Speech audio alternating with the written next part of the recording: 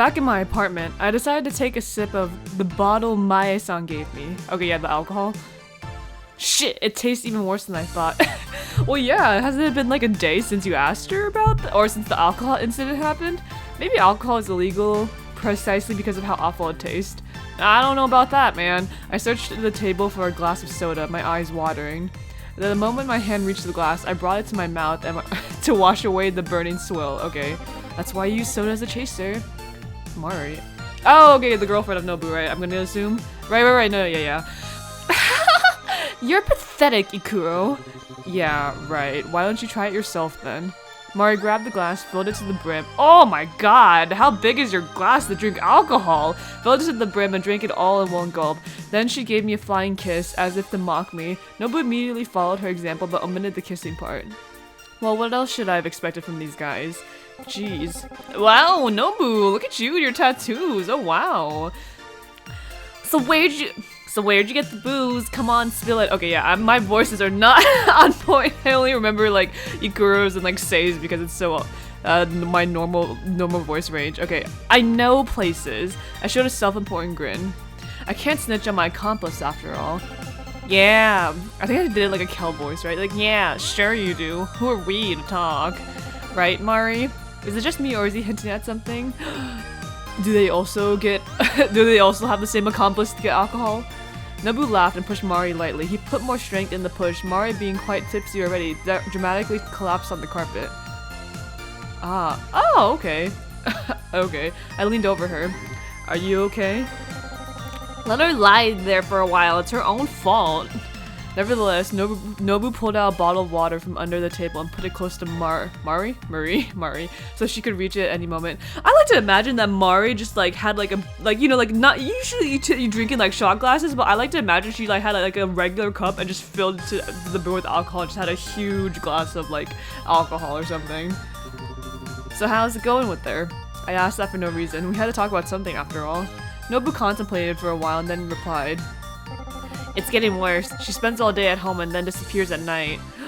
Does she gamble? Is she a prostitute? One day she won't let me in her room, and the other I can't chase her out of mine. I'd break her arm or something, but what would that do? I started to think what he'd do without a wiretap in his house. Huh.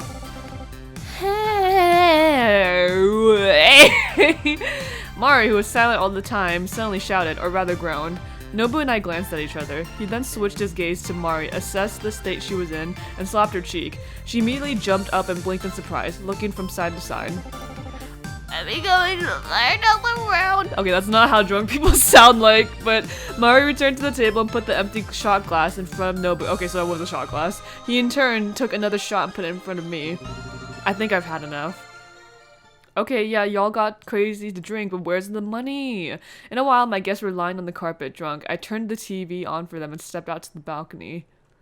I thought the computer was here. No? Okay, whatever. Sounds like Nobu is making a move on Mari. Bravo, it's the first time they're at Bravo, it's the first time they're at someone's place and he goes straight to the point. Dumbass. I mean, okay. I thought they were not already dating. Were they not? I leaned over the railing and contemplated. The lights in the residential area were dim, making it difficult to see. It seemed like there was a sucking void down there. I felt creepy thinking about that. But bro, our money! I stepped away from the edge, back to safety. Suddenly I hear voices from behind. Oh my gosh, this is Nobu and Mari. Oh, hey. Hey, how do I unfold your sofa? There's a button down there. You won't miss it. Gotcha. Aren't you going to join Nobu? Okay. Wait, huh? Mari was a few steps away, looking detached. She was staring down her feet and shaking. You're freezing, Mari. Go inside. You know... Okay, let me see if I can give her a regular female voice. You know, she sobbed. Oh. Okay, is she like haha, like sobbing? Listen, you're drunk. Want me to help you inside? No. As you wish. She took a deep breath, then another one, and one more. For the next 2 minutes, Mari was panting, trying to collect her thoughts. What up with you, Mari? Hey. Huh? Mari sounded like she was on the verge of tears. Sorry, but I won't be able to help you if you don't tell me what's wrong. Help me? Her voice suddenly sounded hysterical. I became alert. It's damn too late for any help. Let's go, Mari. Oh, okay. I took her by the elbow and led her away from the balcony, and it's cold. She didn't resist, only mumbled something to herself. Mari, what's going on, Mari? You getting a little bit crazy, Mari? Don't fall down any stairs, Mari! A dark silhouette at the door blocked our way. The hell are you screaming for? I'm trying to sleep here. Shoot, I gave him like that, I don't know how to, I'm trying to find that register to get back to my like scratchy voice, but like, hey, she didn't bother you, did she? If she does, tell me right away. Mari's not the one who's the bother here. Just have her get some sleep, Nobu. She's totally wasted. Fine. What is this relationship between Nobu and Mari? What the hell? I let go of Mari's shaking hand and she obediently followed Nobu. What is that relationship? Okay. I went to my room and closed the door. That's not cool. Did he give us money at least? Like, I decided to check the morning where my guests were situated. First thing in the morning, I braced myself for the worst and knocked. Coming in, I opened the door and saw something bizarre. The bed was neatly made and the dishes were, which we left on the table were now in the sink. I came closer to discover that there, fuck, I can't fucking read sometimes. I came closer just to discover that almost all of them were washed clean. The rag lying near the dishes still wet. Okay. Oh, our money! Yeah! Bum bum bum! There was an envelope on the table in the living room. A single dish was left beside it, still warm. Say, when did they leave?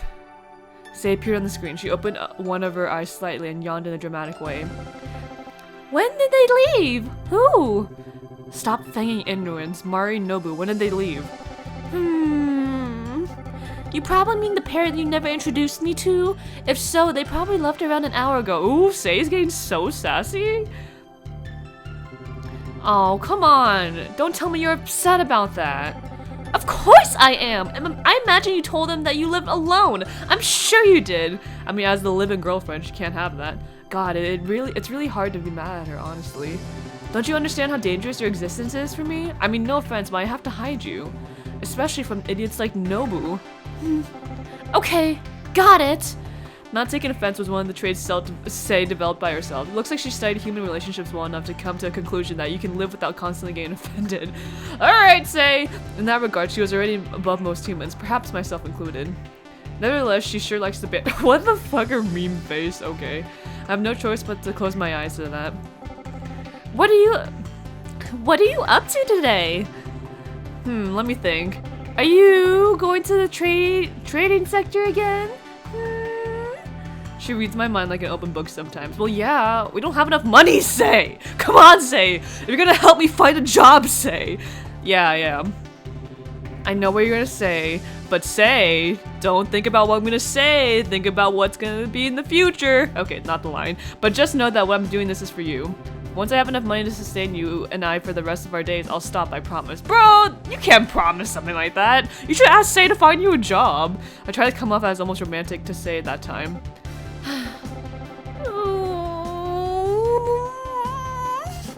You tummy, just go already. Trying to act my cute voice. Ugh. So it seems I hit her right away where it counts. Or right where it counts. So Say's a bit of a romantic. Okay, noted. I know no options haven't appeared yet, but I'll note for a romantic sense. My feet brought me to Eastern Trading Sector, one of the most bustling areas in the city.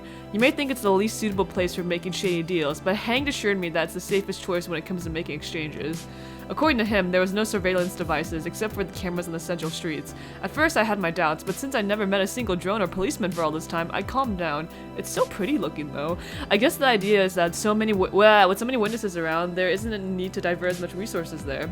Okay, but where's this trading sector? I need to watch you gamble right now. I came out to an intersection. Now that I had enough money on me, I knew what I came here for. No, dude, you're gonna gamble your money away? Oh, okay, wait, that's why he was doing that? I thought he was gonna get money to be like, hey, can you just loan me like this amount of money so I can get more parts for Say? You're gonna go gamble it, man? Oh, God. I decided not to gamble the money Ikuro let me.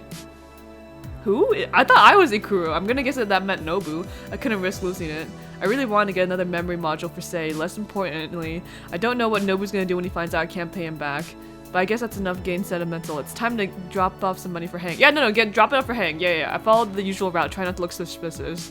Not that anyone gave a shit about me in the first place, but still. Yeah, no, always cover your bases. Despite the streets being often packed, people didn't pay any attention to me. Any attention to each other. I walked the crowded Broadway for a while and turned the corner in an inconspicuous alley. Oh my god, I'm just waiting to get mugged in this frickin' city. With my remaining money, I bought a few packets of frozen soybean paste and a bottle of non-alcoholic. What? Wait, non-alcohol beer? Can you call it beer if it's non-alcohol filled? Wait, what are you doing buying shit? If you want to do stuff for say, I would assume you wouldn't spend anything on yourself. Oh my god, Ikuro, you need to get your priorities straight. The backpack put too much pressure on my shoulders, so I decided to find a nice place to have some rest. I left the bustling part of the district behind and moved to a narrow alley next to the station. What about going to meet Hang? I noticed a quiet place near a coffee vending machine and finally dropped the annoying backpack. My shoulders were so grateful, they ached even more. I bought a coffee and sat back at the bench, stretching out my legs. The majority of the businesses in the sector will close in an hour. Hang will take the money from the package I left and replace it with a brand new memory module. All I need to go is get it, blah blah. How much is the memory module is my question. The sky slowly grew darker. From the pale gray it turned to just gray, not even close to a beautiful sunset with a mix of red and orange. The city hasn't seen anything of that sort for years. Man, the city is just, it's like the city's depression, or the city's like grayness is just matching on like the, not matching, it's like imbuing the citizens with the same amount of grayness and darkness. All we saw was eternal twilight. Oh, okay. I guess that's why the thing at the beginning said eternal twilight. That's why the city got its name of Nightfall 04. Some culture people, such as myself, prefer to use its nickname, Twilight Town. Ah, I see. So it's named Twilight Town because of like the color. Yeah, there was the other cities with similar names, but that's a different story. I mean, honestly, yeah, no. When I think of Twilight Town, I think of Kingdom Hearts 1 first. Or was it that Traverse Town? I swear to god, I think it was Twilight Town in the first game and Traverse Town in the second one. I was looking at the sky. The coffee in my hands gave a pleasant feeling of warmth. Steam rose from it and it tickled my nose lightly. In moments like that, I always try to clean my mind from my anxious thoughts and relax. Can you hurry up and get Hang? Like, where is our go-to dude? Considering just how much has happened both around and inside me, this is the least I could do. Street lights began to turn one by one. The city was both falling asleep and waking up. I woke up 4 hours ago, so that scene, oh my god. I woke up just 4 hours ago, so that scene seemed eerie and unnatural to me. Oh my gosh, throwing me a tongue twister right now. All the monorails took off simultaneously, as if they had been waiting for a signal. Every light danced around, created a giddy and yet cozy vibe. Now that's surprising. It's unusual for such a scene to catch my attention. I guess it's the way my soul seeks salvation in everything.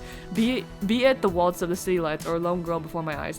Man, Ikuro, you're such a romantic about your city. As much shit as you talk about it, you are really good at describing what the vibe gets off. Like, seriously.